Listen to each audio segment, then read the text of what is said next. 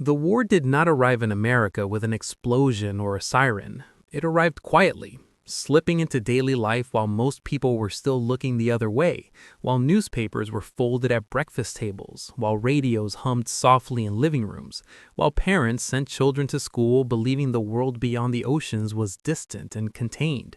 And yet history was already moving toward them with steady, unstoppable force. Because long before Pearl Harbor, long before America officially entered World War II, the shadow of the coming war was already stretching across the country, shaping choices, fears, and routines in ways few fully understood. In the late 1930s, as Europe edged closer to catastrophe, life in the United States carried on with a strange sense of normalcy mixed with unease, because the nation was still recovering from the Great Depression, still focused inward, still cautious about foreign entanglements after the losses of the First World War. And for millions of Americans, the idea of another global conflict felt distant, almost unreal, something happening in foreign capitals with hard-to-pronounce names like Munich, Warsaw, and Prague, places that existed mostly as dots on a map or headlines in the morning paper.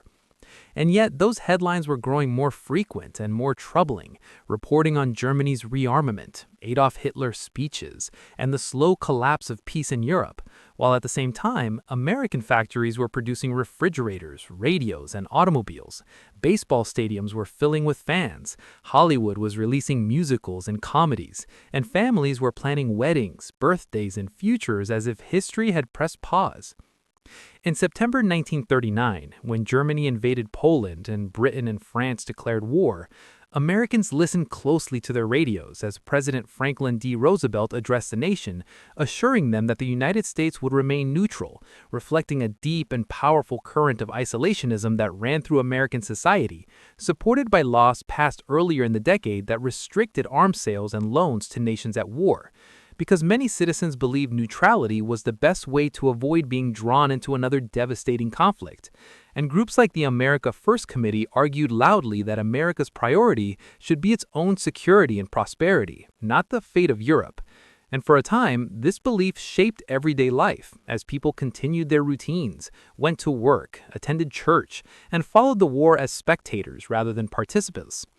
Yet even as neutrality was declared, subtle changes were already taking place beneath the surface, because Roosevelt understood that the nation could not ignore the conflict forever, and quietly, carefully, he began preparing the country for a future that many still refuse to imagine, increasing defense spending, urging industrial mobilization, and pushing for policies like cash and carry, which allowed allied nations to purchase American goods if they paid in cash and transported them themselves, a policy that seemed harmless to many Americans, but signaled a gradual shift away from strict neutrality.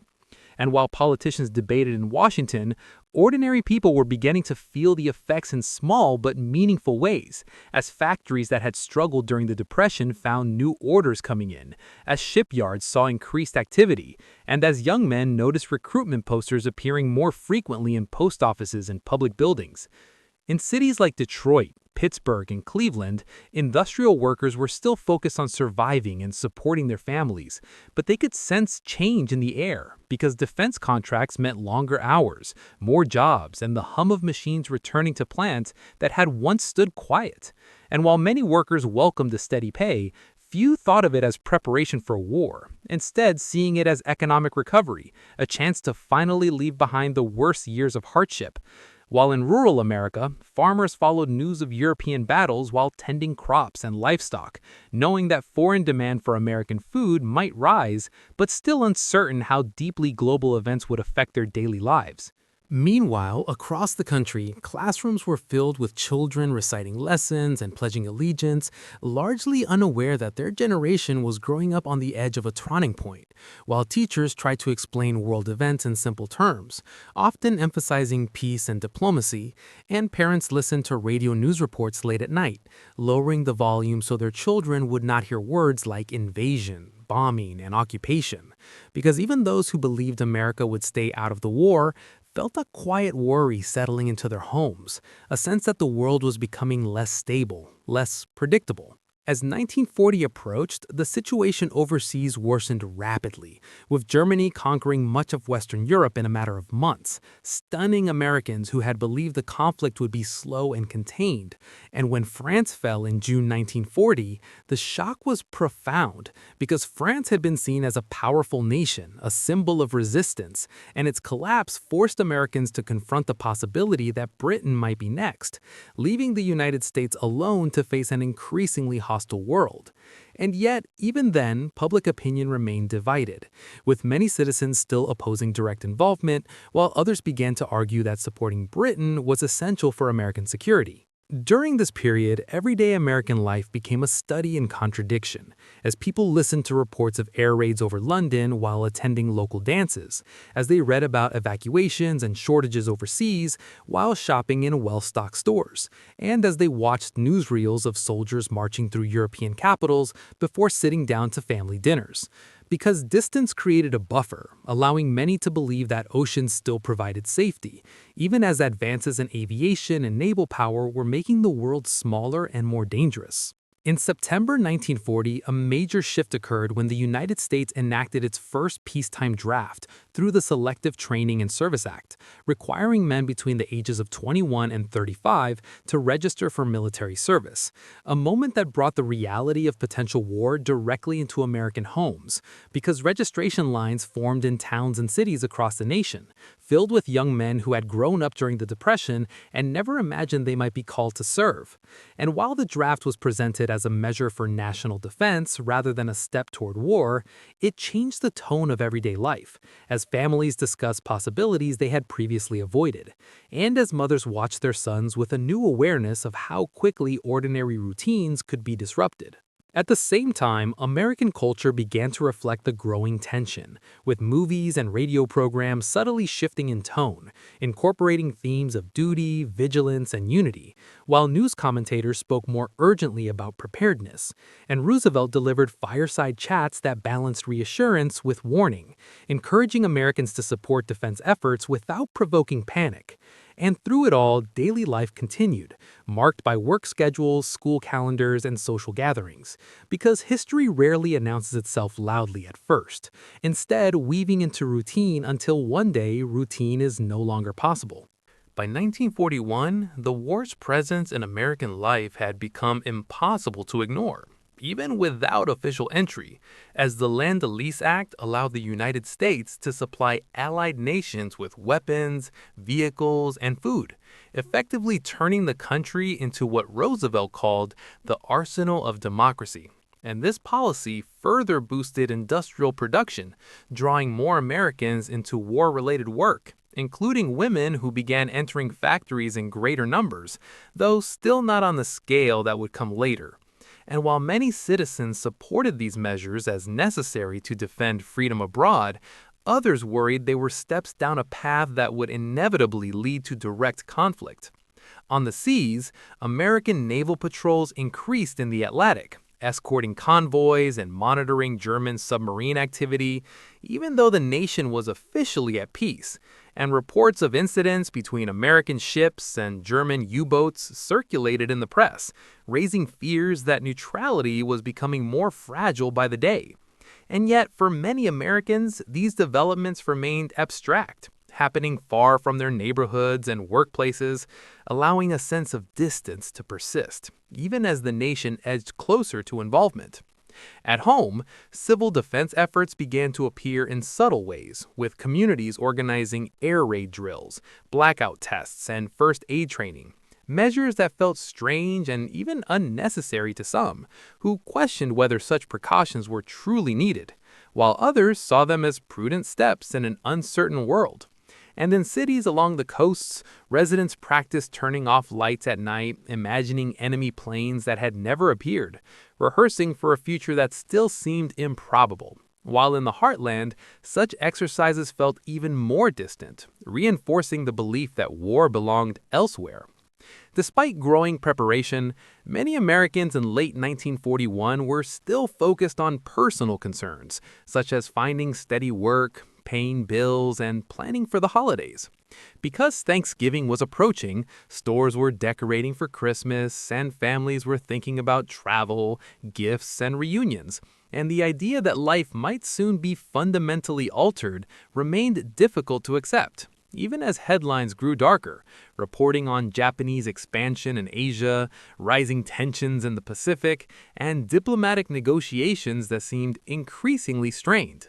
Japan's actions in China and Southeast Asia had been followed with concern for the American public, but for many, the Pacific felt even more distant than Europe. And while economic sanctions and embargoes were imposed by the United States in response to Japanese aggression, including restrictions on oil exports, these measures were discussed in terms of policy rather than potential triggers for war.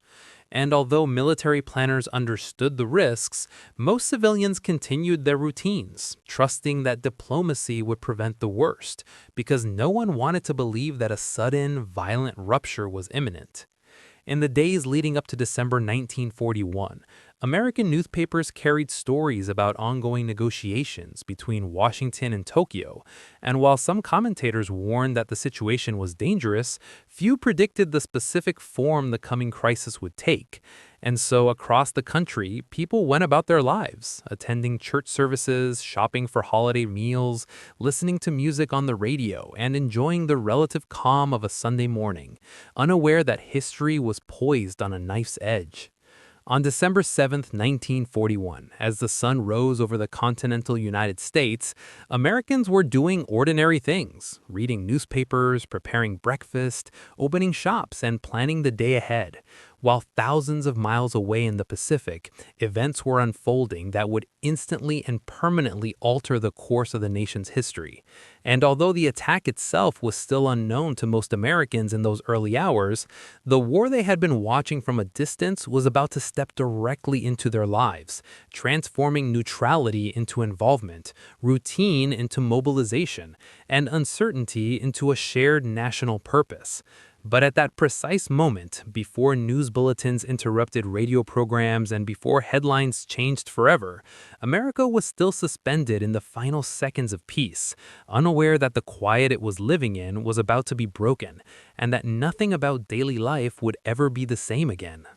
The quiet ended just after midday on the East Coast, when radios across the country abruptly broke into scheduled programs with urgent news bulletins. And in homes, shops, and diners, Americans froze as they heard the words they never expected to hear. That U.S. naval forces at Pearl Harbor in Hawaii had been attacked, that planes bearing Japanese markings had struck without warning. And within minutes, confusion spread faster than facts, because details were unclear, reports were fragmented, and no one yet understood the scale. But everyone understood that something irreversible had happened. And as more announcements followed, voices trembling but controlled, it became clear that this was not an accident or a minor clash, but a coordinated assault. And suddenly, the war Americans had been watching from afar was no longer distant. It was personal, it was real, and it was here.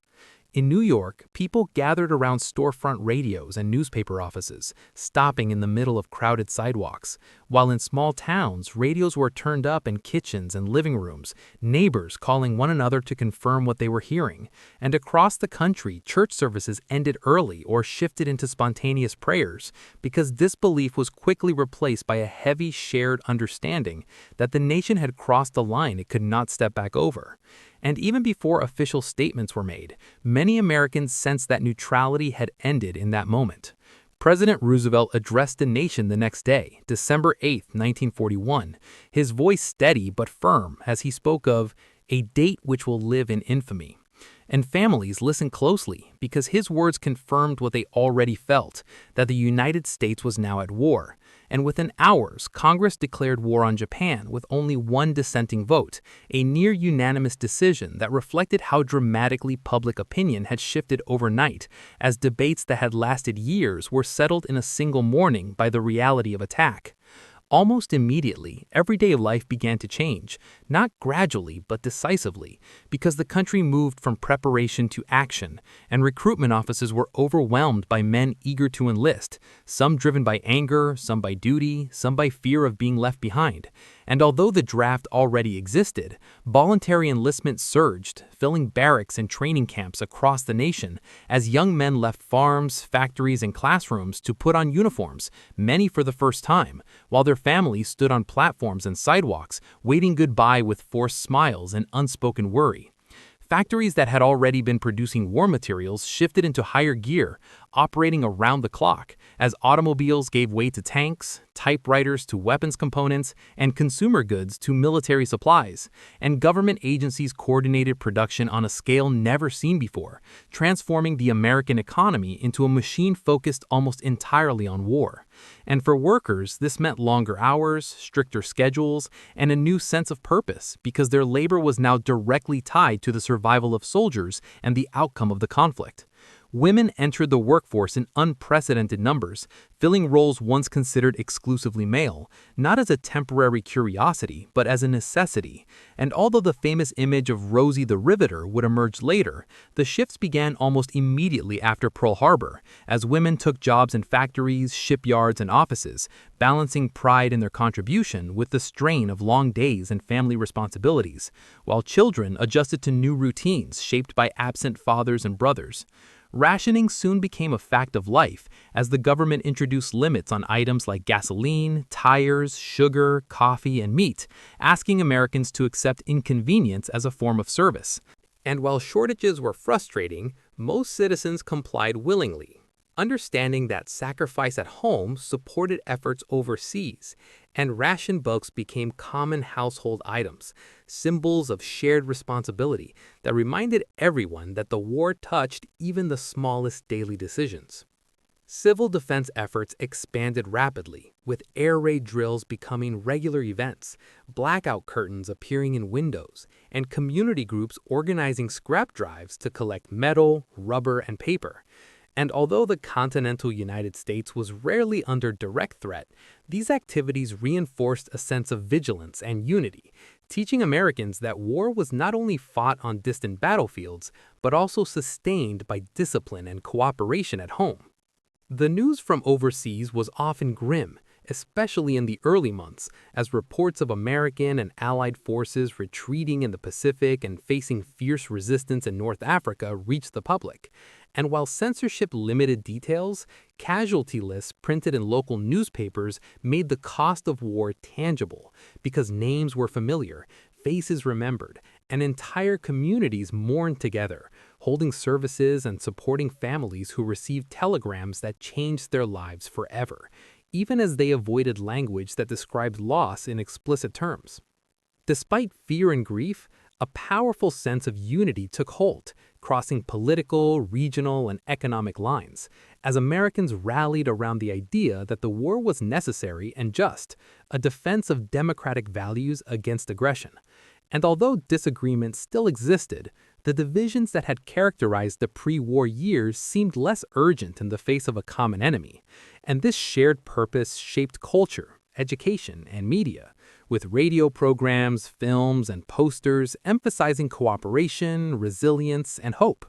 Schools adapted curricula to include civil defense education. Colleges accelerated programs to prepare students for technical and military roles, and scientific research received massive investment, leading to advances in medicine, engineering, and communications that would have lasting effects beyond the war. And while most civilians did not see these developments directly, they benefited from improved organization and innovation driven by the demands of global conflict. At the same time, the war exposed contradictions within American society, particularly regarding race and civil liberties, as African Americans served in segregated units while also pushing for greater equality at home through what became known as the WWII campaign, seeking victory against fascism abroad and discrimination at home. And although progress was uneven, the war years intensified conversations about rights and responsibilities that would shape the post-war era. One of the most troubling changes came with the forced relocation and incarceration of Japanese Americans following Executive Order 9066 in February 1942, as fear and suspicion led to the removal of over 100,000 people from their homes, most of them American citizens. And while this policy was justified at the time as a security measure, it revealed how quickly fear could overwrite principles. And for those affected, everyday life was shattered not by enemy action, but by their own government, a reality that complicated the narrative of unity and justice. As the war progressed, Americans learned to live with constant uncertainty, following maps and newspapers that tracked advances and retreats, listening to updates from correspondents overseas, and marking calendars by campaigns with unfamiliar names, while still maintaining routines, celebrating birthdays, attending graduations, and finding moments of joy amid anxiety. Because life did not stop, it adapted, reshaped by the knowledge that everything was temporary and precious. By 1943 and 1944, as American forces gained momentum in Europe and the Pacific, confidence grew at home, but it was tempered by the understanding that victory would not come quickly or easily. And as the scale of the war became clearer, so did its human cost, reinforcing the seriousness with which Americans approached their roles, whether in uniform or out, because everyone now understood that the outcome depended on collective effort sustained over years, not months. When Allied forces landed in Normandy in June 1944, Americans followed the news with intense focus, knowing that the operation represented a turning point. And although details were limited, the sense of anticipation and dread was widespread, as families waited for word, scanning papers and listening to radios for any sign of progress. And while celebrations followed successful reports, they were often quiet and restrained, mindful of the sacrifices still unfolding. As the war entered its final phase in 1945, exhaustion mixed with determination, because years of rationing, loss, and uncertainty had taken their toll. Yet the promise of an end was finally visible, and when Germany surrendered in May, spontaneous celebrations erupted across the country, with crowds filling streets, hugging strangers, and expressing relief that the war in Europe was over, even as attention quickly turned to the ongoing conflict in the Pacific. The surrender of Japan in August 1945 brought the war to a close, ending years of global conflict and marking a moment of profound transition for the United States, as soldiers returned home, factories reconverted, and families attempted to rebuild lives shaped by absence and change. And although joy and relief were widespread, they were accompanied by reflection, because the war had transformed America's role in the world and altered the lives of millions in ways that could not be undone. Looking back, it became clear that the war had not suddenly appeared on December 7, 1941, but had been approaching quietly for years, woven into daily life through headlines, policies, and preparations that most people experienced without fully recognizing their significance. And what Americans were doing while war was already coming mattered deeply, because those ordinary moments, choices, and adjustments formed the foundation of a national response that would ultimately shape history, proving that even before the first official declaration, the story of America in World War II was already being written in kitchens, factories, classrooms, and communities across the country, long before anyone realized how central they would be to the outcome of the greatest conflict the world had ever known.